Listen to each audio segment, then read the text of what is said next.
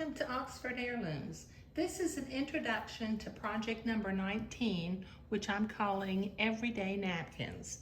This is going to be a little bit different than making something for children, because this time I'm actually making something for myself. Okay, well, I have some dishes that I inherited from my grandmother. I guess we don't really need to go into the pattern names and everything, but you know, it's been popular nowadays to have embroidered napkins, and people are embroidering them with machines.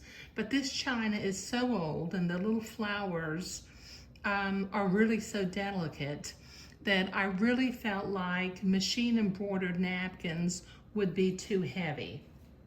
So what I did was I came up with a little embroidery design that I'm going to do on my napkins. I'm going to use the colors blue, pink, yellow, and green because they will blend with my little china plate.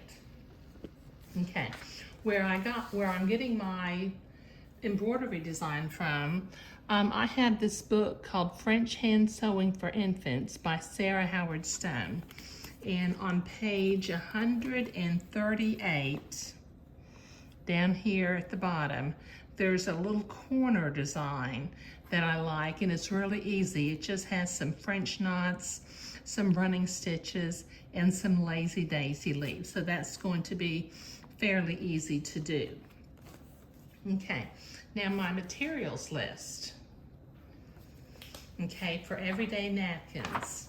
Okay, what you need, I'm gonna be making 2 napkins at a time, and I'm actually using some leftover fabric because as you can see, this fabric that I'm gonna be using is kind of cut into a shape.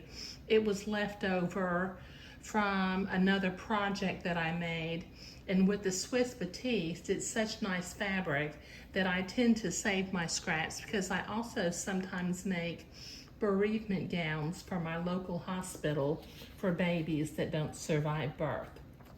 Okay, so what you'll need at minimum to make 2 napkins at a time, you'll need 1/2 yard of white Swiss Batiste and some DMC flosses, number 3325 blue, number 605 pink, number 727 yellow, and number 369 green. Now these colors are some of my favorite pastel colors, and for most antique china, those little hand-painted pastel floral flowers will go with these particular colors. Okay, so what I am going to be doing is I made myself a 16-inch square, which will make 15-inch square napkins. Okay, so I'm going to be beginning to work on this. So I've got my embroidery flosses, my pink, my blue, my pink, my yellow, and my green.